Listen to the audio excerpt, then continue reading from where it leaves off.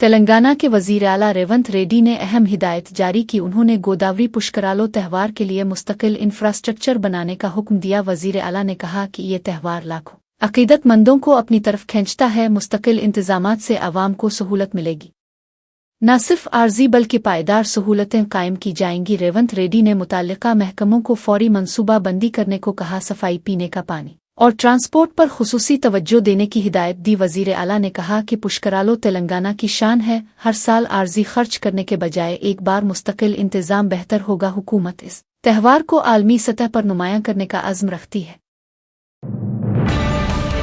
तेलंगाना के deputy chief minister भट्टी विक्रमारुका ने अहम ऐलान किया। उन्होंने कहा कि संगरीनी को मुल्क और दुनिया की बदलती सूरत-ए-हाल के मुताबिक ढाला जा रहा है। संगरीनी को सिर्फ कोयले की कानों तक महदूद नहीं रखा जाएगा। अब कंपनी दीगर मदनियात की नीलामियों में भी हिस्सा लेगी। भट्टी विक्रमारुका ने कहा कि संगरीनी तेलंगाना रियासत की रूह है। रियासती तरक्की में इसका अहम किरदार हमेशा रहेगा। नई पॉलिसी के तहत कांकनी के शोबे को मजीद वुसअत दी जाएगी। ये फैसला रियासती हुकूमत के मुस्तकबिल के विजन का हिस्सा है। इससे रोजगार के नए मौके पैदा होंगे। संगरीनी अब कसीर और जिहती तरक्की की तरफ बढ़ने जा रही है। సింగరేణి కాలువకు సంబంధించి దేశంలో మారుతున్నటువంటి పరిస్థితులకు అనుగుణంగా, ప్రపంచంలో వస్తున్నటువంటి మార్పులకు అనుగుణంగా అత్యంత ఓల్డెస్ట్ కంపెనీగా ఉన్నటువంటి సింగరేణి కాలరీస్ కేవలం బొగ్గు గనులకు మాత్రమే పరిమితం కాకుండా ఇతర మినరల్స్లో కూడా ఆక్షన్స్లో పార్టిసిపేట్ చేసి ఈ సింగరేణి వ్యవస్థని, సంస్థని విస్తరించుకునేటట్టుగా కార్యకలాపాలు చేపట్టాలని చెప్పి సింగరేణి బోర్డు తీసుకున్న నిర్ణయం కూడా మీ అందరికీ తెలిసిందే. అట్లాగే సింగరేణి కాలరీస్ తెలంగాణ రాష్ట్రానికి సంబంధించినంత వరకు ఈ రాష్ట్ర ఆత్మగా ఉన్నటువంటి విషయం కూడా మనందరికీ తెలిసింది. वजीर जुपली कृष्णा राव ने सनसनीखेज बयान दिया। उन्होंने कहा कि अगली बार कांग्रेस जीतेगी या नहीं यकीन नहीं, ये भी नहीं मालूम कि मैं दोबारा कामयाब होऊंगा या नहीं। इंदिरामुआ मॉडल हाउस के इफ्तिताही तकरीब में ये रिमार्क्स दिए। वजीर ने कहा कि वो कोई वादे नहीं करेंगे। वजह ये बताई कि पार्टी का मुस्तकबिल गैर यकीनी है। उन्होंने कहा मेरा काम अवाम के लिए खिदमत करना है। मेरे हल्का में जो अवामी काम होंगे वही करूंगा। वोट के लिए झूठे वादे करने का सवाल ही पैदा नहीं होता। ये बयान सियासी हलकों में बहस का मौजू बन गया है।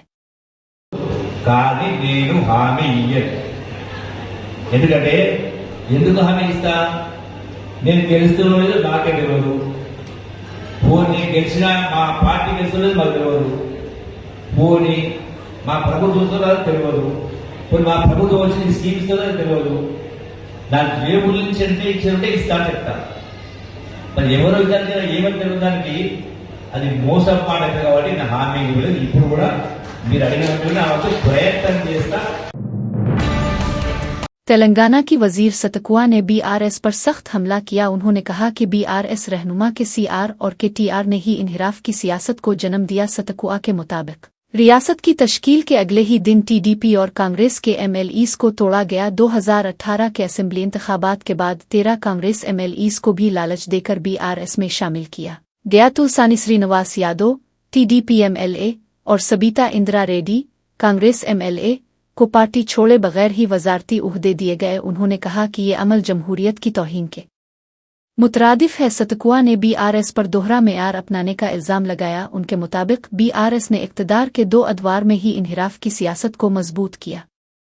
अब इन्हिराफ पर एतराज करना बीआरएस के लिए मुज़क्का-खेज है। उन्होंने कहा कि बीआरएस को दूसरों पर इल्जाम लगाने से पहले अपना रिकॉर्ड देखना चाहिए। అది పుట్టుకకు సంబంధించింది. అంటే ఈయన తోటి బీఆర్ఎస్ లో తెలంగాణ వస్తే కొత్త సాంప్రదాయాలు, కొత్త విధానాలని చెప్పి వచ్చిన తెల్లారే టీడీపీలో ఉన్నటువంటి వాళ్ళను, కాంగ్రెస్ లో ఉన్నటువంటి వాళ్ళను జైన్ చేసుకున్నప్పుడు వాళ్ళు ఏ జైన్స్ అనుకున్నవయ్యా నేను అడుగుతున్నా. 2018లో కూడా కాంగ్రెస్ పార్టీ నుంచి 13 మంది ఎమ్మెల్యేలను జైన్ చేసుకున్నావు. ఇవాళ వాళ్ళ పార్టీ నుంచి రాగానే ఇవాళ రకరకాలు మాట్లాడుతున్నారు. ఫస్ట్ నీ పార్టీలో జాయిన్ చేసుకున్నటువంటి వాళ్లకు ఏ జీన్స్ ఉన్నాయని నువ్వు జైన్ చేస్తున్నావు. నీకు చిత్తశుద్ధి ఉంటే ఇవాళ కోర్టులో పోయి కొట్లాడుతున్నావు కదా, మరి ఆ రోజు వెంటనే తీసుకొని మంత్రులుగా కూడా చేసారు. ఏది నీ నీతి అంటున్నా కేటీఆర్, నీ నీతి నీ రీతి ఏదయ్యా? ఆ రోజు తలసాని శ్రీనివాస్ యాదవ్ ను సవితా ఇంద్రారెడ్డిని తీసుకొని ఎమ్మెల్యేలుగా తీసుకొని అదే గవర్నర్ దగ్గర తీసుకుపోయి అత్యంత నీచంగా హేయంగా నువ్వు మంత్రి పదవులు కూడా ఇచ్చి రాజ్యాంగాన్ని ఉల్లంఘించిన నువ్వు ఇవాళ రాజ్యాంగ ధర్మాసనం కాడిపోయేటువంటి అర్హత నీకుందా? ఫస్ట్ ఇప్పటికైనా నేను సవాల్ చేస్తున్నా, మా పార్టీలోకి వచ్చినటువంటి ఎమ్మెల్యేలు నువ్వు అంటున్నావు కదా, దానికి పునాదిగా నువ్వు కొత్త రాష్ట్రంలో మొత్తం 2014లో 2018లో ఎవరున్నా కూడా పాపం సర్పంచులున్నా, ఎంపీటీసీలున్నా, జెడ్పీటీసీలున్నా, ఎమ్మెల్యేలున్నా, ఎంపీలున్నా అందరినీ భయపెట్టి బలవంతం చేసి రకరకాలుగా తీసుకొని అలాంటి మార్పిళ్లకు శ్రీకారం కొత్త తెలంగాణ చుట్టింది నువ్వు. నీకు రాజ్యాంగం మీద గౌరవం ఉంది. ఇంట్లో పోయినంటే మరి నీ పార్టీలో ఉన్న ఒక్కరిని కూడా ఎందుకు నువ్వు రాజీనామా చేసి మళ్ళీ ఎలక్షన్కు రాలే? ఇవాళ డిమాండ్ చేస్తా ఉన్నావు. అదే కాకుండా ఇప్పటికి మీరు సవాల్ చేస్తున్నాం, మీ పార్టీలో ఇతర పార్టీ నుంచి వచ్చిన వాళ్ళు ఇప్పుడు కూడా గెలుచున్నారు, వాళ్ళని కూడా రాజీనామా చేయించు. ఆ రోజు మా పార్టీ నుంచి వచ్చిన వాళ్ళు సబితా ఇంద్రారెడ్డి గాని, సుధీర్ రెడ్డి గాని, లేకుంటే ఇతర టీడీపీ నుంచి వచ్చిన తలసాని శ్రీనివాస్ యాదవ్ గాని, మళ్ళా ఇప్పుడు ఎమ్మెల్యేలు ఉన్నారు కదా, ఆ రోజు వాళ్ళు రాజీనామా చేయకుండా మీ పార్టీలకు వచ్చారు కదా, మీ పార్టీలకు ఈ రోజు రాజీనామా చేయించి అప్పుడు మా దాంట్లోకి వచ్చిన వాళ్ళు అడిగితే జనం హర్షిస్తారు. కానీ నీకో నీతి మందికో నీతి అనడం ఇది ఎవరు కూడా హర్షించరు. కాబట్టి ఆ యూట్యూబ్లు పెట్టుకొని చూపించుకున్నంత మాత్రాన ఎవరు ఏదో పేడి ఆర్టిస్టులతో మాట్లాడిస్తే అది కాదు. కాబట్టి ప్రజలకు తెలుసు నువ్వేం మాట్లాడి నువ్వు 10 ఏళ్ళు అధికారంలో वरंगल जिला के रापरती मंडल में यूरिया की किल्लत पर किसान सड़कों पर उतर आए। किसानों ने यूरिया फराहमी के मुतालबे के लिए धरना शुरू किया। एहतजाज में शामिल किसानों को साबिक वजीर ईरा बेली दियाकर राव ने भी हिमायत दी। उन्होंने किसानों के साथ बैठकर धरने में हिस्सा लिया। पुलिस मौके पर पहुंचकर मुजाहिरीन को हटाने की कोशिश की। किसानों और पुलिस के दरमियान धक्कम देखने को मिली। पुलिस ने साबिक वजीर ईरा बेली दियाकर राव को गिरफ्तार कर लिया। उन्हें रापरती पुलिस स्टेशन मुंतकिल कर दिया गया। किसानों ने गिरफ्तारी पर शदीद बिरहमी जाहिर की। ये वाकया यूरिया किल्लत पर बढ़ती नाराजगी को उजागर करता है।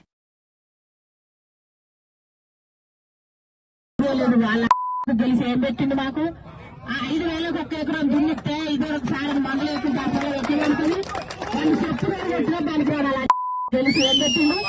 5,000కు ఒక ఎకరం దున్నించుకున్న ఒకసారి మందులు 2 నెలలకు అది తెల్లదాకా ఎవరో తెచ్చుకున్న ఎవరో 5 నెలలకు అందుతాయి. 500లకు ఒక్క బస్తా అయినా దొరుకుతలేదు. ఈ పెట్టే లాభం పెట్టకే లాభం, ఈ ప్రభుత్వం వచ్చే లాభం రాకే లాభం. ఒక్కసారి ఊరే లేదు, ఇదివరకు ఏది లేదు, పొలాలు ఎండిపోతాంటి 5,000 ఎకరం మీకు దున్నించుకొని ఆశ చేసుకొని కూలి చేసుకొని బతకల్లా. కూలి చేస్తాను కూడా పొలం దొరుకుతలేదు. మళ్ళీ అది బండం చేయవు, కూలి చేయవు. बड़ी तूफानी बाढ़ में डूबने वाला तिनके को पकड़कर बचने की कोशिश करने वाले की तरह ही फनराह करने वाले अरकान असेंबली का रवैया लग रहा है। पार्टी छोड़कर फनराह करने वाले एलिज़ की रुकनियत मनसूख होना तय है। ज़िम्मी इंतखाबात होना भी यकीनी है। अवाम आपके सियासी करियर पर हमेशा के लिए मिट्टी डाल देंगे। रेवंत रेड्डी आपको बचाएगा, ये आपकी भूल है। ना रेवंत रेड्डी आपको बचा सकता है और न कोई और। ये बात साबिक वजीर और रुकन असेंबली जगदीश रेड्डी ने कही। उन्होंने कहा कि फनराह करने वालों का मुस्तकबिल खत्म हो चुका है। अवाम उनको कभी माफ नहीं करेंगे। ये वाकया तेलंगाना सियासत में एक अहम मोड़ बनने वाला है। కనపడ్డ గడ్డిపోసను పట్టుకొని బయటపడదామన్న ప్రయత్నం ఎట్లా ఉందో మీరు అట్లాగే ఉంది. చేసిన తప్పు నుంచి బయటపడటానికని చెప్పి మీరు చేసిన వాదన బలహీనంగా ఉంది. ఎట్టి పరిస్థితులలో కూడా మీ ఎన్నిక రద్దు కావడం ఖాయం. అయితే స్పీకర్ చేస్తారా లేదా కోర్టు ద్వారా జరుగుద్దా? తప్పకుండా మీ ఎన్నిక రద్దు అవుతుంది. ఉప ఎన్నికలు వస్తాయి. అందులో ప్రజలు మీకు సరైన బుద్ధి చెప్తారు. మీ రాజకీయ జీవితానికి శాశ్వతమైన సమాధి కూడా కడతారు. అందులో సందేహం ఏం లేదు. ఎట్టి పరిస్థితుల్లో కూడా మీరు చేసిన తప్పు దొరికిపోయిన ప్రజల ముందట ఇంకా మేము దాచుకుందామనే ప్రయత్నం చేస్తే ఇంకా అబాస్ పాలవుతారు తప్ప ఇంకొకటి ఏం లేదు. రేవంత్ రెడ్డి కాపాడే ప్రయత్నం రేవంత్ రెడ్డి కాపాడతాడని మీరు అనుకుంటున్నారు. రేవంత్ రెడ్డితో కాదు, ఎవరితో కూడా కాదు. చట్టం ఆ రకంగా ఉంది. సుప్రీంకోర్టు ఇప్పటికీ ఆదేశాలు ఇచ్చి ఉంది. మీరు 3 నెలల లోపల నిర్ణయం తీసుకుంటారా లేదా మేము తీసుకోవాలని అని చెప్పిన తర్వాతనే ఇవాళ స్పీకర్ గారు 2 నెలలు ఆగి 2.5 నెలలు ఆగి ఇప్పుడు నోటీస్ ఇచ్చినాడు. వాళ్ళకి చివరి క్షణం వరకు ఏదో మనం కూడా చివరి ప్రయత్నం చేస్తాం కదా, వెంటిలేటర్ మీద పెట్టి చివరి క్షణం దాకా బతికించుకుందామనే ప్రయత్నం ఎట్లయితే చేస్తామో ఆ ప్రయత్నంలోనే వీళ్ళు ఉన్నారు. ఇప్పుడు ఆ వెంటిలేటర్ కూడా పోతుంది, మీ సభ్యత్వాలు రద్దవుతాయి సార్. ग्रुप एक मसले पर अदालत के फैसले पर बीजेपी कायदीन खामोशी इख्तियार कर रहे हैं। रेवंत रेड्डी के खिलाफ एक लफ्ज भी नहीं बोल रहे हैं। अदालत के फैसले पर रंट पिटीशन दायर न करने की बात भी कोई नहीं कर रहा। बीजेपी कायदीन रेवंत रेड्डी को बचाने की कोशिश कर रहे हैं। BRS MLC दासुजो शर्वान ने बीजेपी रवैये पर सवाल उठाया। उन्होंने कहा कि बीजेपी का ये रवैया मशकूक है। गुज़िश्ता में अशोकनगर में धरना देने वाले बंदी संजय भी खामोश हैं। अब वो रंट पिटीशन न देने पर एक लफ्ज भी नहीं बोल रहे। दासुजो शर्वान का इल्जाम है कि बीजेपी और रेवंत रेड्डी के दरमियान खुफिया मुफाहमत है। इस मसले पर बीजेपी की खामोशी सियासी बहस को तेज कर रही है। మీకు చెప్పాలా, ఇంత పెద్ద తతంగం జరుగుతుంటే సందట్లో సడమియాల లెక్క బీజేపీ వాళ్ళు వీళ్ళు ఉలుకుపాలు కిందపడదా అన్న మీకేమన్నా ఇన్నారే? గ్రూప్ 1 పేరు మీద జడ్జిమెంట్ వచ్చింది, ఒక్కడన్నా మాట్లాడినారే బీజేపీకి వెళ్ళి? మా రామచంద్ర అన్న మాట్లాడలే, పెనం మీద పోపు కింద ఎగిరి కేసీఆర్ అనగానే ఎగిరిపడే బండి సంజయ్ అన్న మాట్లాడలే, ఎవరు మాట్లాడతలేరు. ఎందుకు? రేవంత్ రెడ్డి మీద ఇట్స్ బ్లాక్ స్పాట్ అని రేవంత్ రెడ్డి, ఆయన మీద మచ్చబడ్డదో ఏమైనా అనుకుంటున్నారో ఏం పాడో ఒక్కడు మాట్లాడతలేరు. మీ నోట్లకి ఏమైనా తాళాలు వేసుకున్నారా అన్న మీరేమన్నా? ఎందుకో మాట్లాడతలేరు. మీరు బీజేపీ పార్టీని ప్రజల కోసం నడుపుతున్నారా, రేవంత్ రెడ్డిని కాపాడడం కోసం నడుపుతున్నారా? మీరు రేవంత్ రెడ్డి రక్షకులా మీరేమన్నా? రక్షకులా మీరేమన్నా? కేంద్ర మంత్రులు ఉంటారు, పెద్ద పెద్ద నాయకులు ఉంటారు, నోరిప్పితే ఆగకుండా అడ్డమైన భాష అంతా మీరు కేసీఆర్ గారి పైన బీఆర్ఎస్ పార్టీ పైన మాట్లాడతారు. మరి ఎందుకో ఈ గ్రూప్ 1 అంశం మీద, తర్వాత ఈ తీర్పు పైన, ఇవాళ SLP వేస్తా అన్న తీరు పైన, రివ్యూ పిటిషన్ వేస్తా అన్న తీరు పైన ఎందుకో మాట్లాడరు మీరు? సినిమా డ్రామా చేసిండ్రు బండి సంజయ్ గారు. ఒకరోజు మొత్తం బ్యానెట్ ఎక్కి నిలబడ్డాడు అశోక్ నగర్లో. ఎక్కడ పోయింది ఆయన? మేమందరం పోయినమయ్యాలా? ఏదో విద్యార్థులంతా పాపం ర్యాలీ చేస్తున్నారు కదా అని మేము పోతే, మా ర్యాలీలో మీరు ఎట్లా, అరే మీ ర్యాలీంద్ర భయ్, విద్యార్థుల ర్యాలీ, ఏదో ఉద్యమం జరుగుతుంది కదా అని అంటే మా మీద దాడి చేసే ప్రయత్నాలు కూడా చేసింది. మళ్ళీ సిగ్గువేగు లేకుండా మీకు దాడి చేసే ప్రయత్నం.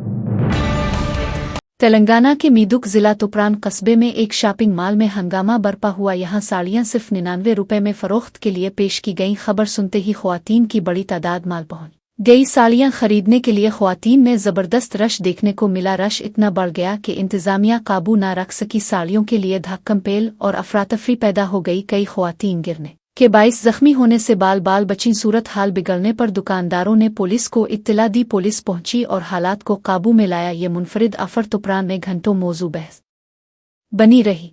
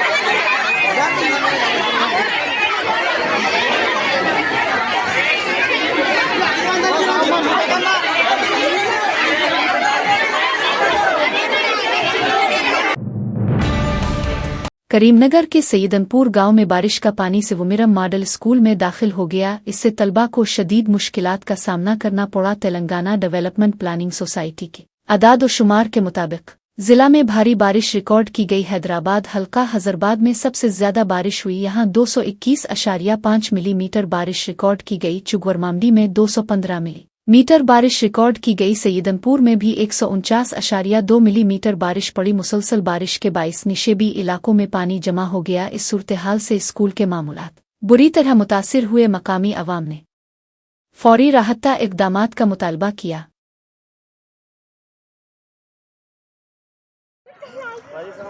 నిర్లక్ష్య ప్రభుత్వాలు మానస్తులు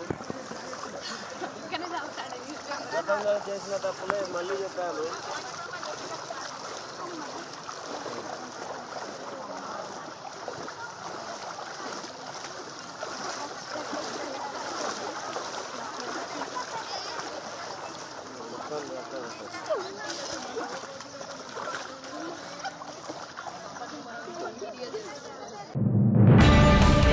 हैदराबाद के शनौल इलाके में HPCL पेट्रोल पंप पर बड़ा स्कैंडल सामने आया। मकामी शख्स महेश ने अपनी बुरीजा कार में गुज़िश्ता रात पेट्रोल डलवाया। अगले दिन अचानक कार बंद पड़ने पर वो मैकेनिक के पास गया। मैकेनिक ने जांच के बाद बताया कि पेट्रोल में पानी मिला हुआ है। इस इंकिशाफ के बाद महेश दोबारा पेट्रोल पंप पर पहुंचा। इसने पानी की बोतल में पेट्रोल डलवाया ताकि सच्चाई सामने आए। बोतल में वाज़े तौर पर पेट्रोल के साथ पानी नजर आया। ये देखकर महेश और पिंपक के मुलाजमीन के दरमियान तल्ख कलामी हुई। इलाके में पेट्रोल की क्वालिटी पर अवाम ने शदीद नाराजगी जाहिर की। वाकया के बाद इंतजामिया पर कार्रवाई के मुतालबे जोर पकड़ गए। వాటర్ అయితే అది మండదు కదన్న. ఏం చెప్పక ఆగరా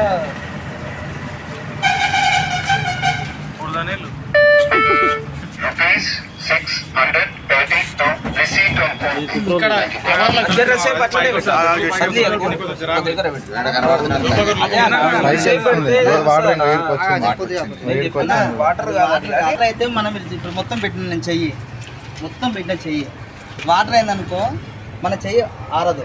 మేము కావాలంటే ఇప్పుడు ఏంది తీసుకొని సైడ్ పోయి మంట పెడతాం.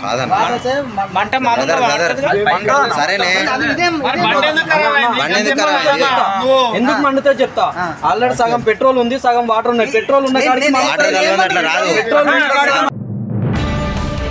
तेलंगाना में प्राइवेट कॉलेजेस ने बड़ा इंतबाह जारी किया है। कॉलेज इंतजामिया ने ऐलान किया कि 15 सितंबर से तमाम कॉलेजेस बंद कर दिए जाएंगे। उनका कहना है कि हुकूमत ने फीस एम्बर्समेंट की मद में 10,000 करोड़ रुपए बकाया रखे हैं। अगर फौरी तौर पर ये बकाया जात अदा न किए गए तो वो सख्त एहतजाज करेंगे। इंतजामिया ने वाज़े किया कि ये मसला तलबा के मुस्तकबिल को मुतासिर कर रहा है। उन्होंने इंजीनियर्स डे को ब्लैक डे के तौर पर मनाने का फैसला भी किया। इस हवाले से आला तालीमी काउंसिल के चेयरमैन से मुलाकात की गई। कॉलेज नुमाइंदों ने बाज़ाब्ता तौर पर नोटिस भी हवाले किए। उन्होंने इल्ज़ाम लगाया कि हुकूमत मुसलसल वादे तो कर रही है लेकिन अमल नहीं हो रहा। तलबा और वालिदैन ने इस ऐलान से तशवीश की लहर दौड़ गई है।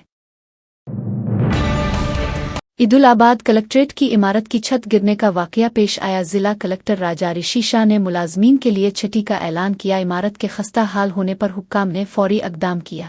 हादसात से बचने के लिए कलेक्ट्रेट के मरकजी दरवाजे को बंद कर दिया गया। मुलाजमीन को हिदायत दी गई कि वो दफ्तर न आएं। कलेक्टर, एडिशनल कलेक्टर और RDO के दफातर भी बंद कर दिए गए। ये दफातर ताहुक्म सानी आर्जी तौर पर गैर फाल रहेंगे। अमले ने अंदर दाखिल होने पर मुकम्मल पाबंदी लगा दी है। मुलाजमीन का कहना है कि फौरी मुरम्मत की ज़रूरत है। वाक़ये ने ज़िला में इंतज़ामी कामों को मुतासिर कर दिया है।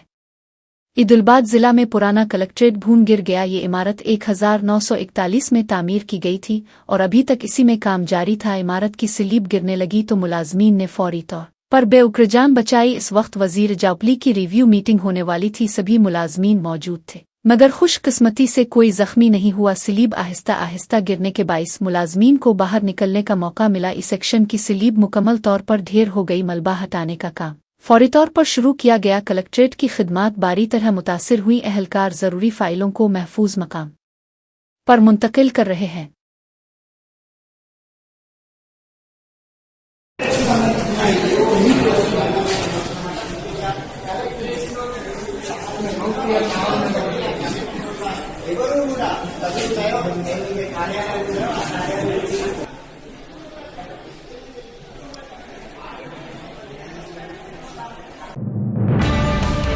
मिलोगो जिला के गोविंदरावपेट मंडल के गांधीनगर गांव में अफसोसनाक वाकया सामने आया। आंगनवाड़ी अमले ने हामिला ख्वातीन और दूध पिलाने वाली माओं को अंडे तकसीम किए। बाद में घरों में जाकर देखा तो अंडे सड़े हुए पाए गए। मुस्तफिदीन ने कहा कि यह गफलत नाकाबिले बर्दाश्त है। उन्होंने सवाल उठाया कि हामिला ख्वातीन और माओं को मियारी खुराक क्यों नहीं दी जा रही। अंडों के सड़ने से ख्वातीन में गुस्सा और बेचैनी पैदा हुई। मुतासिरा ख्वातीन ने सेहत पर पड़ने वाले असरात पर तशवीश जाहिर की। गांव में ये मामला तेजी से मौजूअ बहस बन गया। मकामी अवाम ने मुतल्लिका हुक्काम के खिलाफ कार्रवाई का मुतालबा किया।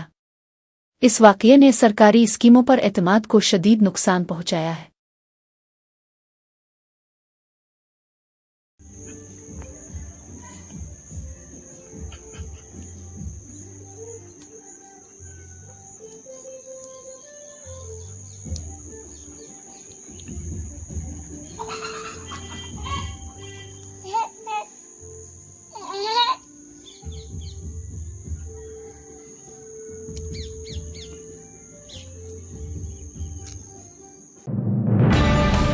हैदराबाद में एक खातून ने मुरादाबादी जेल में छलांग लगाई। उसकी वजह ₹1 लाख की वापसी में ताखीर थी। खातून का नाम राधिका बताया गया, जो कि PHB कॉलोनी की रिहायशी हैं। वाकया देखकर पुलिस फौरन पहुंच गई। पेट्रोलिंग एहलकारों ने खातून को बरवक्त बचा लिया। खातून की जान को खतरा होने से बचाया गया। ये वाकया माली तनाज़े के बाइस पेश आया। पुलिस ने मामले की तहक़ीक़ात शुरू कर दी है। खातून को महफूज मकाम पर मुंतकिल किया गया। एहलकारों ने बरवक्त कार्रवाई से बड़ी नुकसान से बचा लिया।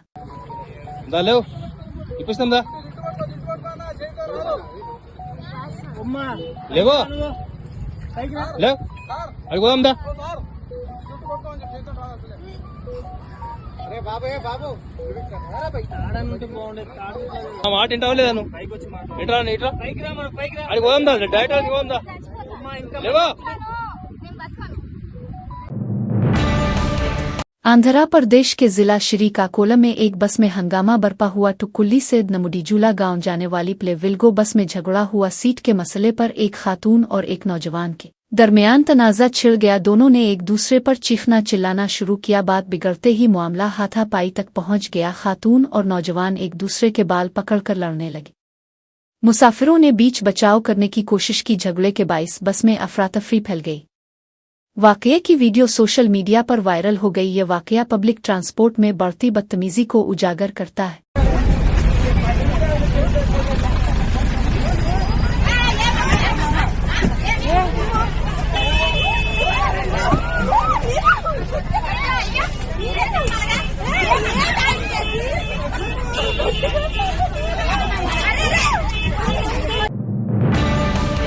चंद्रपुरम पौनन सोमी राधा कृष्णन ने हल्फ बर्दारी की। वो भारत के 15 और नायब सदर मुंतखब हुए। जुम्मा के रोज़ नई दिल्ली में तकरीब मुनक्किद हुई। सदर जमहूरिया द्रौपदी मुर्मू ने उन्हें हल्फ दिलाया। इस मौके पर वज़ीर आज़म नरेंद्र मोदी भी मौजूद थे। कई मरकजी वुज़रा और मुअज़्ज़ज़ शख्सियात तकरीब में शरीक हुई। राधा कृष्णन ने आइन की पासदारी का अहद किया। उन्होंने अवाम की खिदमत को अवलीन तरजीह देने का ऐलान किया। नायब सदर की हैसियत से वो राज्यसभा के चेयरमैन भी रहेंगे। ये ओहदा मुल्क के आइनी ढांचे में निहायत अहम समझा जाता है।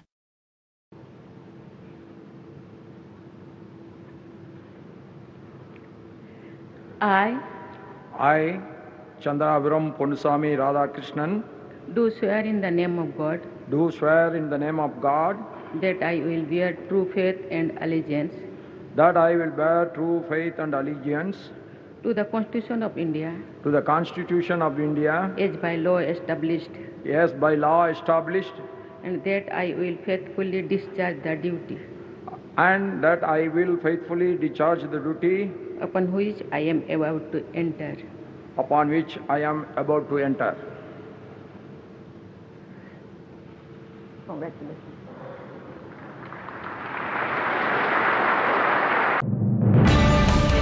दिल्ली हाई कोर्ट को बम की धमकी से हलचल मच गई। नामालूम अफराद ने ईमेल के जरिए दावा किया कि कोर्ट में बम रखा गया है। ईमेल में कहा गया कि चंद ही लम्हों में धमाका होगा। धमकी मिलते ही पुलिस फोर्स फौरी तौर पर हरकत में आई। हाई कोर्ट के अतराफ सख्त सिक्योरिटी नाफिज कर दी गई। अमले और अवाम को एहतियातना इमारत से बाहर निकाल दिया गया। बम स्क्वाड और डाग स्क्वाड ने जगह का मुआयना किया। फिलहाल किसी मशकूक शय की इत्तला नहीं मिली है। पुलिस ने ईमेल भेजने वाले की तलाश शुरू कर दी। इस वाक़ये ने राजधानी में सनसनी फैला दी है।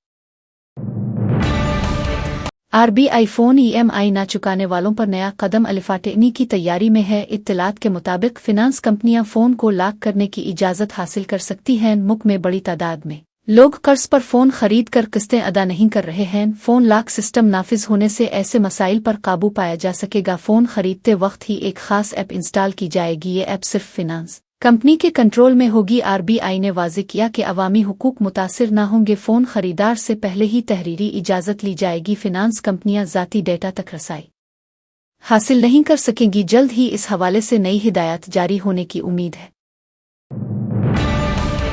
दिल्ली की मार्केट में सोना एक नया रिकॉर्ड कायम करते हुए 1,13,100 रुपये फी 10 ग्राम पहुंच गया। गुज़िश्ता दिन के मुकाबले में सोने की कीमत में 100 रुपये का इजाफा हुआ। सोने की बढ़ती हुई कीमत ने सरमायाकारों की तवज्जो अपनी तरफ मबजूल कर ली है। जवाहरात और ज़ेवरात की दुकानों में खरीदारों की दिलचस्पी बरकरार है। बैन अल-अक़वामी मार्केट में भी सोने की कीमतों में इजाफा देखा गया। सोना सरमायाकारी के महफूज और मुस्तहकम जरिए के तौर पर मकबूल है। लोहे और दीगर कीमती धातों के मुकाबले में सोने की तलब ज्यादा रही। मार्केट माहिरीन ने कीमत में मजीद इजाफा की तवक्को जाहिर की है। सरमायाकार और खरीदार मार्केट की सूरत-ए-हाल पर नजर रखे हुए हैं। सोने की ये नई बुलंद तरीन कीमत मुल्की मार्केट में नया रिकॉर्ड कायम करती है। मणिपुर में तवील अरसे से मसाइल चल रहे हैं, लेकिन अब वजीर आजम नरेंद्र मोदी वहां जा रहे हैं। आज मुल्क के सबसे अहम मसले के तौर पर वोट चोरी सामने आई है। हरियाणा और महाराष्ट्र के इंतखाबात में धोखाबाजी हुई। आज पूरा मुल्क नरेंद्र मोदी को वोट चोर कह रहा है। राहुल गांधी ने इस मसले पर सख्त मौक़िफ़ इख्तियार किया है। उन्होंने इंतखाबी शफाफियत की कमी पर हुकूमत पर तनकीद की। उन्होंने आवाम से इस बारे में आगाही बढ़ाने की अपील की। मसाइल के हल के लिए फौरी इक़दामात की ज़रूरत पर जोर दिया। राहुल गांधी ने वादा किया कि वो इंतखाबी इंसाफ के लिए लड़ते रहेंगे। नहीं, मणिपुर में बहुत समय से इशू है, अब जा रहे हैं, ठीक है, बट मेन मुद्दा तो देश में वोट चोरी का है। हरियाणा का महाराष्ट्र का चुनाव चोरी किया गया, कर्नाटक में हमने दिखाया। तो मेन मुद्दा तो देश में वोट चोरी का है। सब जगह लोग यही कह रहे हैं, वोट चोर।